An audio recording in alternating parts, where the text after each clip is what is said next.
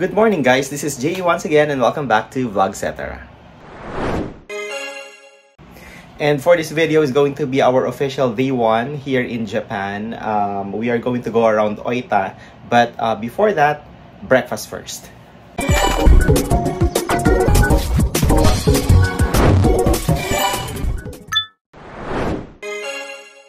So tara, baba tayo, kunin natin yung breakfast natin.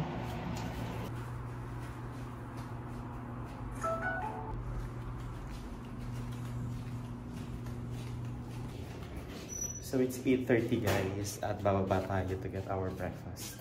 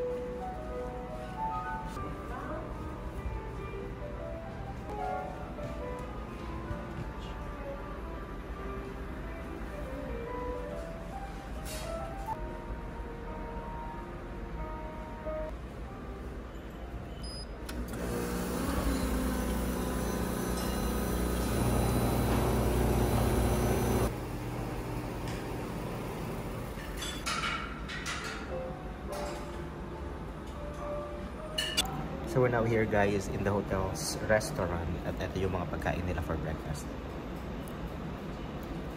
Ang dami. Unlike yung other mga hotels na napuntahan namin here, like APA, na konti lang yung selections. In here, parang yung ulam alone around 5 selections. Let's go, let's eat.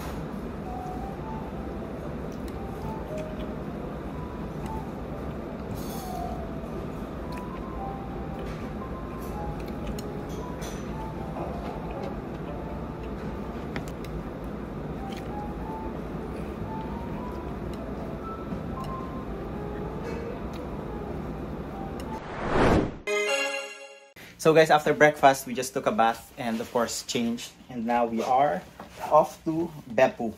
Doon tayo sasakay ng train natin going to Yufuen naman. So let's go!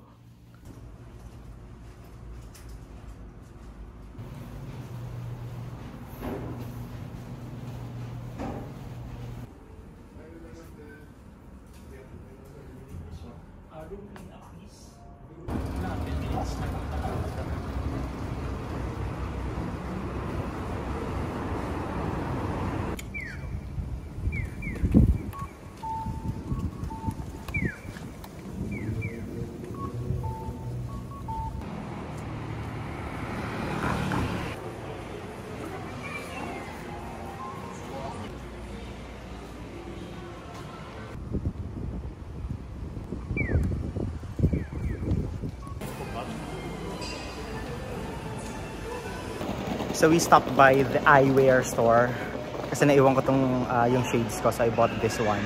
This is 880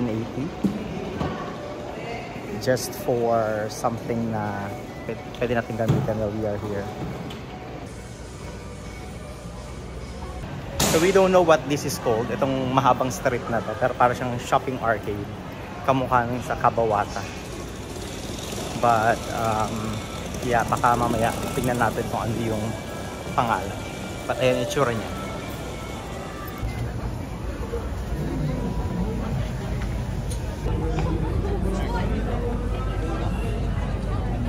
Ang daming tao dito guys. Looks like there is going to have an event. Ito yung stage.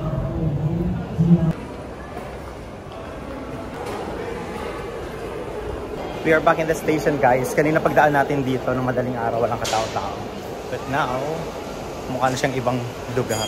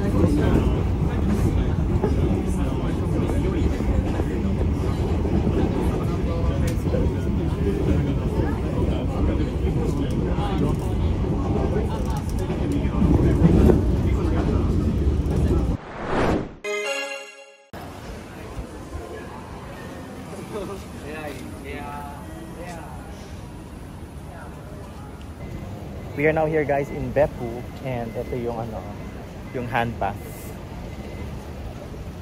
Just right paglabas nung station na pinanggalingan natin.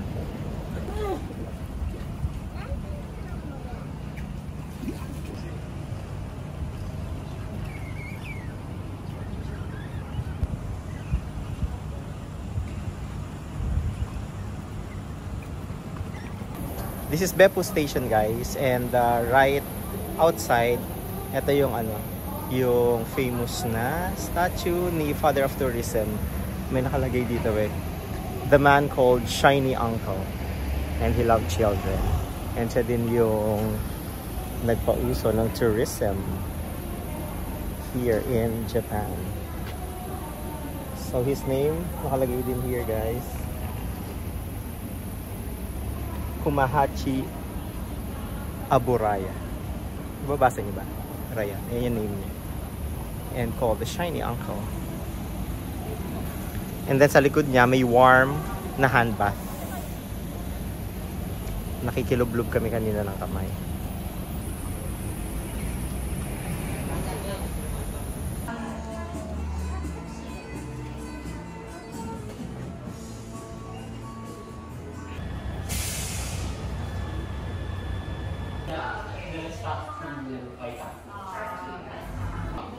Cannot use with JR Pass?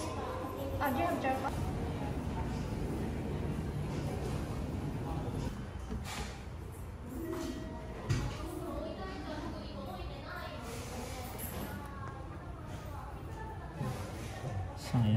So we got our first stop from Beppu Station. So bumili kami ng booklet, yung blank lang, para we could get other stamps from other train stations. Ayan.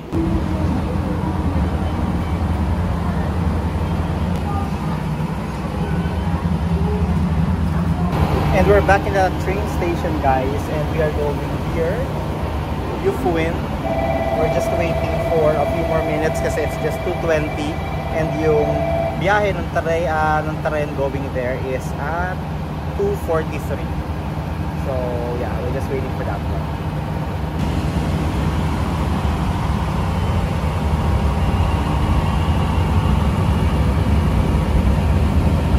And guys, we're currently in the waiting room. Tama ba? Yeah, waiting room. Air conditioned then. Sana all ng MRT train station in the Philippines may aircon na room.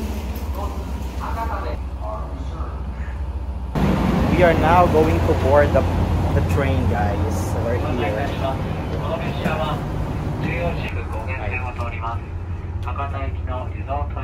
We are now here, guys. Everything is green.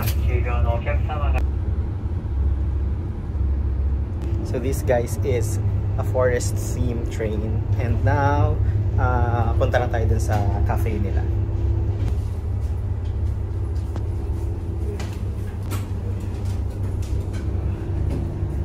Ang cute, diba? May mga kainan here. Yeah, facing outside. So you could buy your food from here. Ito yung cafeteria nila.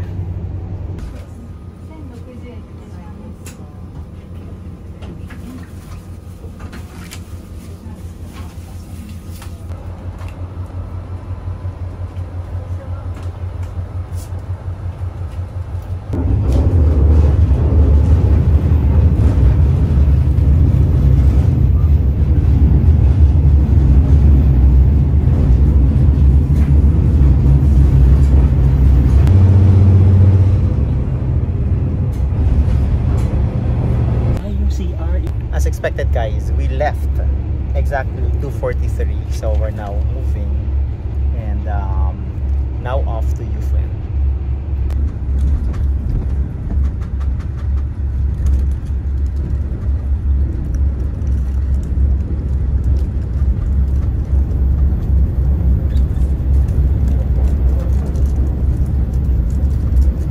May pa-photo offering si ate.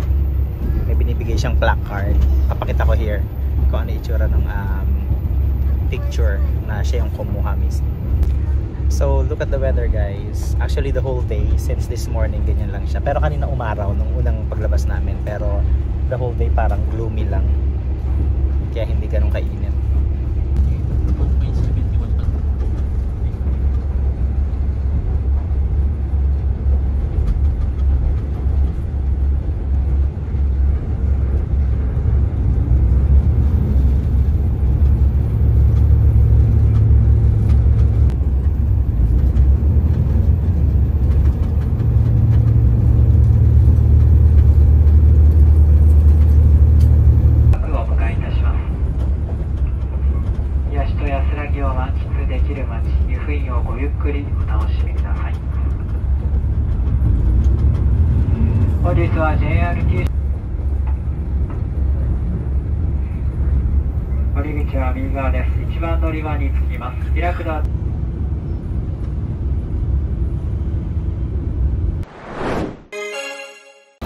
We are now in Yufeng, guys. Ito yung train na sinakyan namin.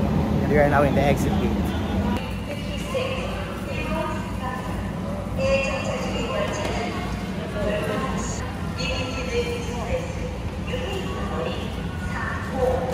Ang daming turista dito, guys.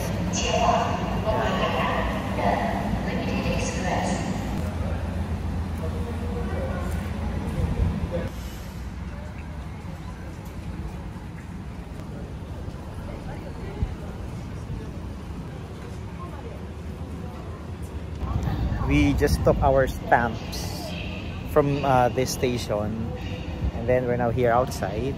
Tignan nyo, guys, ang ganda ng view here. Ayan. At madami ding turista. And the weather is actually colder here. Buti na lang may dala akong jacket. We're now here, guys, outside and we're just going to look for something to eat. At madami namang cafes here. Look at the view, guys. Yan. Ito yung street na yung dulong-dulo niya. May mountain view. Kaya ang ganda mag-picture. I'll be showing you yung mga shots namin here para makita niya how beautiful it is here.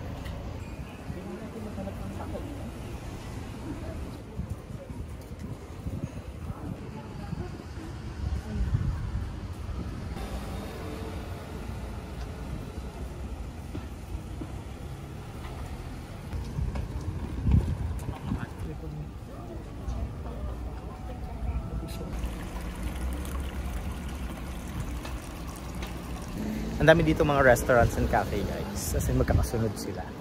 Yung iba nga lang, looks like they are on break.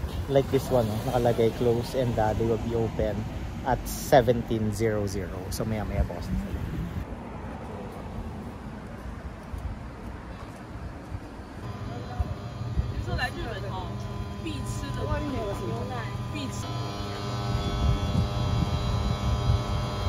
Look at these noodles, guys.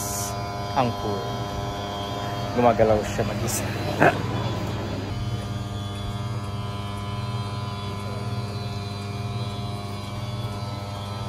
At dahil sa gumagalaw-galaw na noodles, guys, na to, dito kami kakain. Check natin.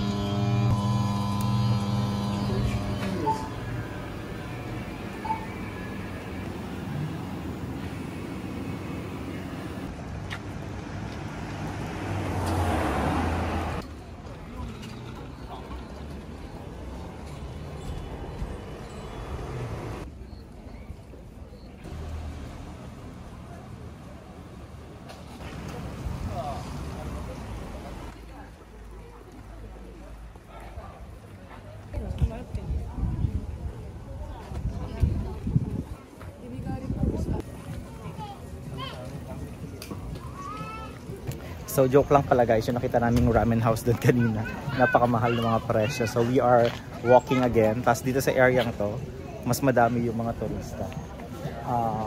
Mga papunta doon at saka mga pabalik. Sobrang dami. So let's check what is in here.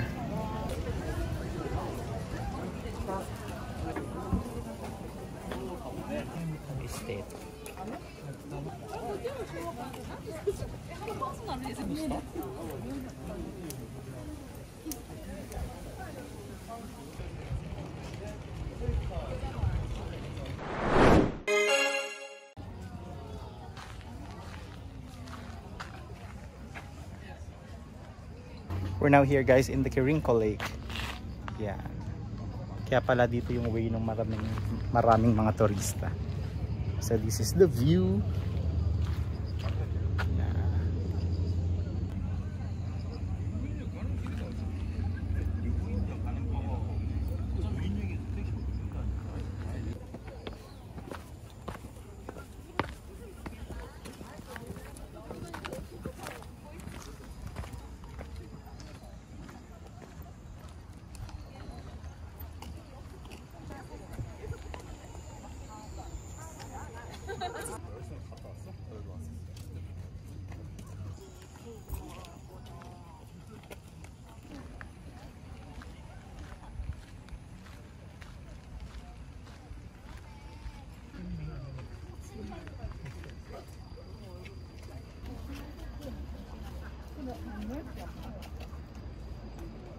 This is the view guys from the other side. Ayun yung cafe na pinagpasukan natin.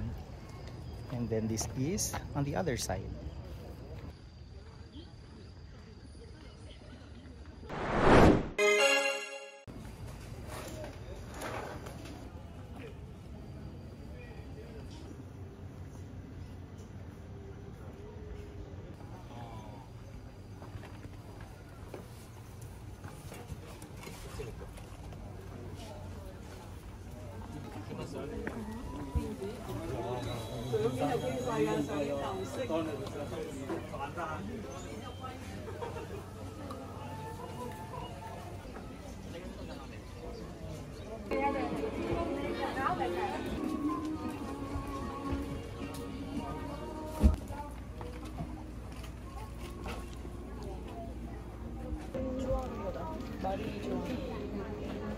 And this guys is Yufin Floral Village, and they are having shops here, you know, mga cute shops. They're selling souvenirs. Yeah, and they also have here yung hotel na ganun din yung pangalan, Yufin Floral Village. And here right beside me, behind me, yung Cat's Forest.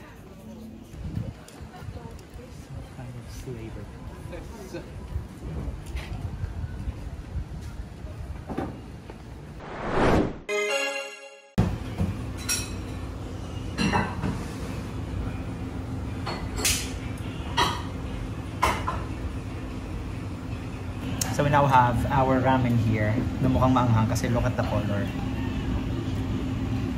Diba? And then I also have this rice. So let's try it. So hindi pala siya maanghang, kulay maanghang lang siya. Pero look. Diba? It's not maanghang. Parang tomato yung flavor. Yeah. Now the rice.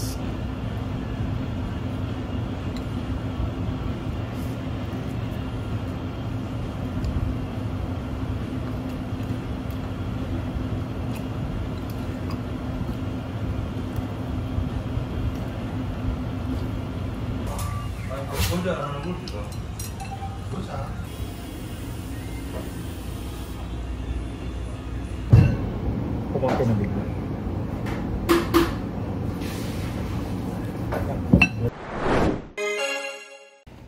It's past 6 p.m. guys, and we're now back, going back to the train station.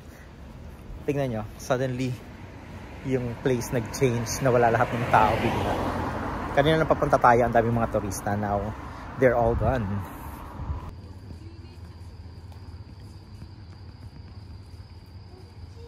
So this place guys looks like, or has become, Just like an ordinary place.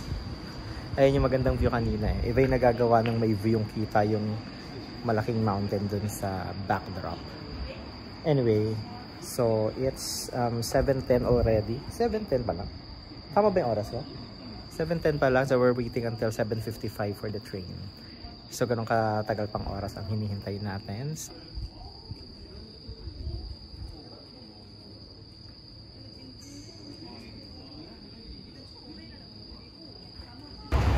So it looks like the train came early.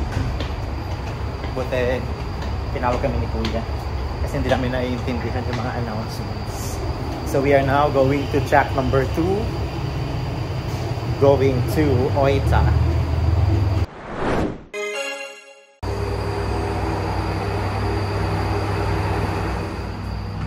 And we're now here. So going back to Oita, we're riding this yellow train. Yung kanina green doon.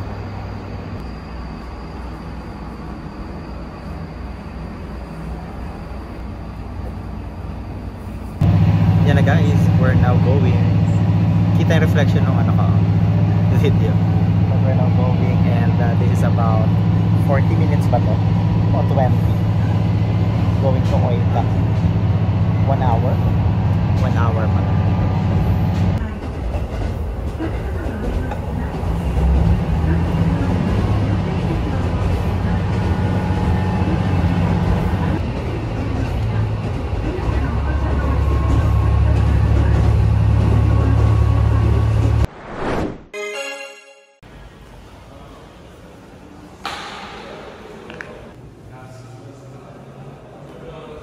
We're back in Oita station guys and it's 9:05, so saktong 1 hour yung biyahe natin coming from Yufien.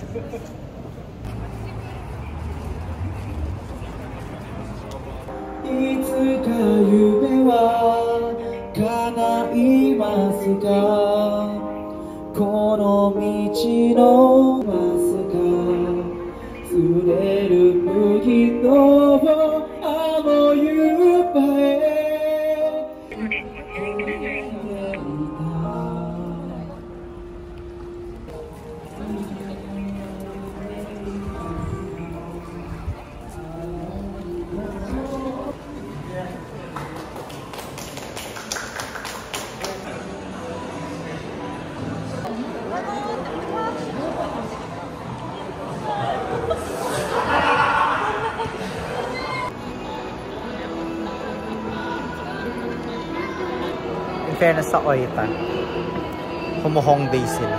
Ang daming buskers.